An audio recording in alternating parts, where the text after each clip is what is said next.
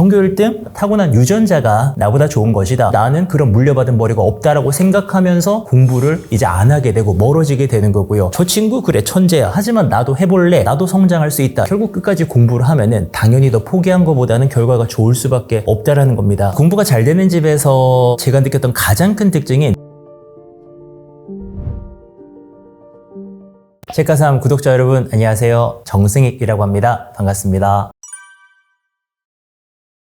제가 17년 정도 학교에 있었습니다. 근데 우리가 상식적으로도 공감할 수 있는 게 공부를 정말 잘한다 라고 하면은 정말로 성실한 그런 면모를 갖추고 있습니다. 저는 성실성을 가장 큰 특징으로 꼽고 싶은데요. 근데 여기서 조금만 더 이야기를 좀 나눠 본다면은 표면적으로 드러나는 그 성실성을 기르기 위해서 어떤 과정이 있었을까를 저희가 조금은 유추해 볼 필요가 있을 것 같습니다. 다른 친구들보다도 더 열심히 성실하게 무언가를 한다는 것은 분명히 힘든 과정인데 그거를 하기 위한 동기라는 것이 있을 수가 있고요. 주로 학생들에게는 진로 관련된 부분일 겁니다. 내가 강하게 원하는 어떤 목표가 있기 때문에 정말 성실하다라는 부분이 있을 거고요. 또 하나의 부분은 오늘 부모님들과 많은 이야기들을 나누고 싶은 부분인데 어릴 때부터 만들어진 습관이 있는 것 같아요. 초등학교 때부터 어쩌면 그 이전부터 뭐든지 열심히 했던 그 습관들이 결국에는 고등학교라는 그 과정에서도 성실하게 드러나는 게 아닌가라고 생각을 하는데요. 성실하지 않은 아이가 좋은 결과로 이어지는 경우는 많지 않습니다. 그래서 성실성을 꼭 강조드리고 싶어요. 제가 지켜본 바로는 참 다양했습니다. 그래서 단정지어서 이렇다 저렇다라고 말하기도 좀 민감한 그런 부분이 있지만서도 기본적으로 부모님들이 따뜻한 면모를 좀 가지고 있습니다. 이제 이때 따뜻하다라는 것은 대화가 많은 편이고요. 고등학교에서도 아이들의 이야기를 굉장히 좀 많이 들어주시는 이제 그런 대화를 말하는 겁니다. 그런 대화가 많으신 분들이 정말 많은 것 같고요. 이제 그 따뜻한 지지와 응원을 받으면서 아이들이 끝까지 할 수 있는데 그런데 이제 제가 말씀을 나누면서 또 그 부모님들께 지혜를 좀 얻어보면은 사실 마냥 따뜻하다라는 것은 그래 너 하고 싶은 대로 해라 이럴 수도 있는 거잖아요. 근데 얘기를 들어보면은 그 가정에서도 핸드폰 문제라던가 게임 문제라던가 우리가 일상적으로 생각할 수 있는 그런 것들을 다 겪으셨다라는 겁니다. 근데 보면은 다 전쟁을 치르셨어요. 어떻게 이제 그것들을 이겨내셨느냐? 규칙을 정하고요. 아이와 얘기를 하면서 규칙을 정했다면은 그걸 지키기 위해서 정말 치열한 과정들을 거치셔서 결국에는 결과적으로는 이제 따뜻하게 대화도 많으면서도 아이는 규칙을 잘 지켜왔다. 이제 그런 부모님들의 특징이 있는 것 같아요. 딱 두 가지를 강조드리고 저도 그걸 지키기 위해서 참 노력을 많이 하는 편이거든요. 첫 번째는 앞서 공부가 잘 되는 집에서 제가 느꼈던 가장 큰 특징인 대화를 말씀드리고 싶어요. 특히나 이 대화라는 것은 제가 말하는 게 아니고요. 아이들이 이야기하는 것을 적극적으로 들어주고 호응하는 그런 어떤 공감의 대화를 말하는 건데요. 이게 아시겠지만 정말 쉽지 않아요. 저도 집에 가면은 진짜 입을 닫고 싶고요. 힘들고요. 들어 눕고 싶고요. 또 그랬을 때 그걸 위해서 또 TV를 틀거나 핸드폰을 켜거나 그런 경우들이 굉장히 많지 않습니까? 우리 다 힘드니까요. 근데 그 대화라는 것은 의도적으로 할 수밖에 없습니다. 계속 이야기를 꺼내야 되고요. 아이들은 생각보다 이야기를 하고 싶어 합니다. 내가 좋아하는 엄마, 내가 사랑하는 아빠랑 이야기를 아이들은 하고 싶어 해요. 그래서 계속 물어봐야죠. 학교에 어땠니? 뭐가 제일 재밌었니? 뭐 이랬니? 저랬니라고 계속 물어보는 그 대화를 강조드리고 싶고요. 또 하나는 많이들 공감하시겠지만 스마트폰 독서 이야기를 안 할 수가 없습니다. 근데 이 얘기는 뭐 더 길게 할 필요도 없을 것 같아요. 우리가 뭐가 중요한지는 다 알고 있습니다. 대신에 저도 그렇고 우리 모두가 우리 아이들을 위해서 좀 더 부모님들이 역할을 해주고 더 굳은 결심을 가지고 실천하려고 노력하는 게 제일 중요할 거라고 생각합니다. 스마트폰에서 파생되는 문제들은 뭐 우리가 다 알고 있는 것들이잖아요. 이 문제가 더 커졌을 때는 정말 걷잡을 수 없게 되기 때문에 우리 저녁 시간을 좀 지켜야죠. 대화를 나누면서 핸드폰은 좀 멀리 하면서 책도 좀 보고요. 좀 그런 가정으로 만든다면 저는 참 많은 것들이 해결될 거라고 생각하고 무엇보다 부모로서 우리가 또 아이들이랑 유대관계를 잘 맺으면서 좋은 추억 많이 만들 수 있을 거라고 생각합니다. 네, 사실 요즘 공부에 정말 저희들의 관심이 많습니다. 이때 저희라는 것은 우리 기성세대인 부모들을 말하는 건데요. 근데 아이들에게 우리가 공부를 잘하도록 만들기 위해서 만들어낸 방법들이 더 빨리 더 많은 공부를 시킨다. 이런 방향으로 가고 있는 것 같아요. 근데 이 아이들이 과연 그렇다면은 평균적으로 대다수의 아이들이 과거 대비 공부를 정말 잘하고 있는가라고 한다면은 저는 그렇게는 생각을 하지 않거든요. 학교 현장에 보면은 중학생만 돼도요. 정말 많은 친구들이 공부를 힘들어하고요. 싫어하고 싫어하고요. 잠들고 있고요. 고등학교 정말 상상을 초월하게 많은 학생들이 잠들고 있고요. 공부를 너무나도 싫어하고 힘들어하고 있거든요. 자, 그렇다면은 이게 어떤 문제가 있는 것일까를 저는 계속 고민해 보는 겁니다. 부모님들을 대상으로 말씀을 이제 많이 드리는데요. 저는 이런 생각에 도착하게 된 거예요. 대한민국에서 공부를 하다 보면은 우리가 만들어 놓은 시스템 상에서 많은 친구들이 결국에는 공부를 잘한다고 느끼지 못하게 됩니다. 그게 왜 그러냐? 초등학교 때는 다 잘한다고 생각을 하죠. 하지만 중학교 때는 우리가 A, B, C, D, E 등급을 따지는데 A 등급이 전국 평균적으로는 한 30% 정도밖에 되지 않습니다. 그럼 70% 아이들은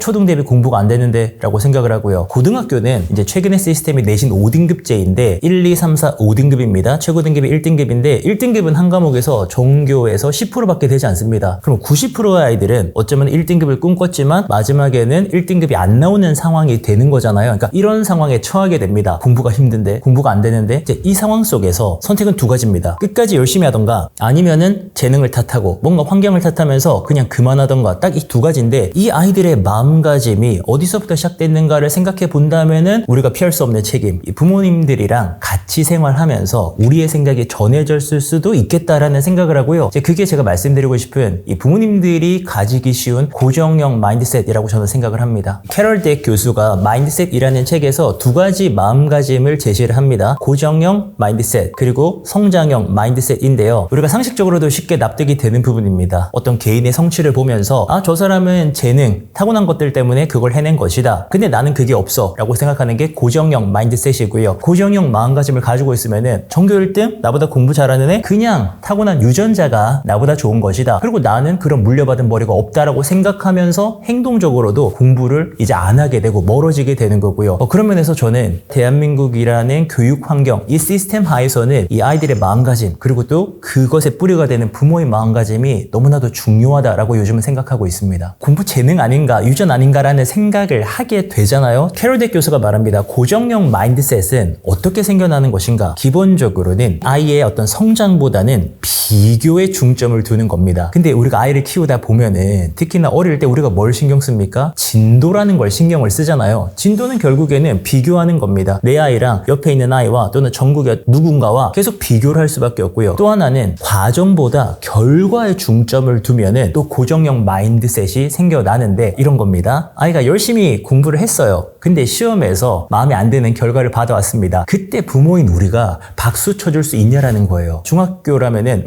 C등급, D등급, E등급을 받아왔는데 그래도 우리 아들, 딸 너무 잘했으니까 너 괜찮아 라고 시원하게 말해줄 수 있느냐? 사실 저희도 인간이잖아요. 부모인 우리도 다 그냥 똑같은 인간입니다. 그러니까 내가 그 결과를 보면서 불안해하고요. 두려워하는 게 티가 나버리는데 이제 이런 것들이 사실은 내가 가지고 있는 어쩌면 고정형 마인드셋이고 그런 것들이 형성이 되면은 아이들에게도 전해져 버린다라는 겁니다. 근데 방금까지 말씀드린 이런 상황이 너무나도 일반적이잖아요. 저도 똑같은 사람으로서 아이가 원하는 결과를 못 받아오면은 기뻐하기 쉬울 것 같지가 않고요. 그리고 또 하나는 옆에 있는 아이와 또 자연스럽게 비교가 된다라는 겁니다. 잘하는 친구가 늘 있잖아요. 그러면은 우리가 함정에 빠진다라고 생각을 해요. 성장형 마인드셋은 방금 말씀드린 거 완전히 정반대로 가면 되는데 저 친구 그래 천재야. 하지만 나도 해볼래. 나도 성장할 수 있다라고 생각을 하는 건데요. 결국 끝까지 공부를 하면은 당연히 너 포기한 것보다는 결과가 좋을 수밖에 없다라는 겁니다. 전 이건 본능을 좀 거슬러야 된다고 생각을 합니다. 비교하지 않아야 됩니다. 우리 아이만 지켜봐야 됩니다. 정말 힘든 일이죠. 정말 경주마처럼 우리 아이만을 바라보면서 가야만 하고요. 또 하나는 과정에 박수 쳐줘야 됩니다. 근데 세상은 그러죠. 결과가 중요하대요. 과정이 아무리 열심히 해도 성과가 안 나오면은 그게 어떻게 의미가 있는 것인가라고 대놓고 말하는 세상입니다. 근데 그럴지라도 내가 그 생각을 가지고 아이들에게 접근하면은요, 아이들은요 점수를 겁내게 됩니다. 틀리는 걸 두려워하게 되고요. 그럼 도전을 할 수가 없어요. 그렇다면 우리 진짜 마음 수련하는 겁니다. 부모로서는 열심히 했다면 정말 그걸 칭찬해주고 그 과정에서 우리가 그 노력을 인정해주는 그런 어떤 본능을 거스리는 노력을 해야만 성장할 수 있다, 할 수 있다라는 마음을 갖게 되고 아이도 그것이 전해질 거라고 생각합니다. 이게 얼핏 들으시면은 공부에 선행이라던가 교재라던가 강의라던가 이런 게 중요한데 그 고작 마음가짐이 뭐가 중요한가라고 생각하실 수도 있는데 저는 이게 참 무섭다라고 생각하는 게 방금 말씀드렸던 것처럼 대한민국에서 초등, 중등, 고등으로 나아가면서 공부를 잘한다고 느끼는 친구들보다도 공부가 어려워진다, 공부가 안 된다라고 생각하는 그럴 수밖에 없는 친구들이 엄청 많다라는 겁니다. 최종적으로 고등학교에서는 내신 1등급은 10%다 라고 한다면 보면은 전교의 90%, 그러니까 거의 대부분이죠. 그 친구들은 원하는 등급을 못 받는 그 상황에 처하게 된다라는 겁니다. 그때 내가 어떤 생각을 갖느냐에 따라서 행동이 달라진다라는 겁니다.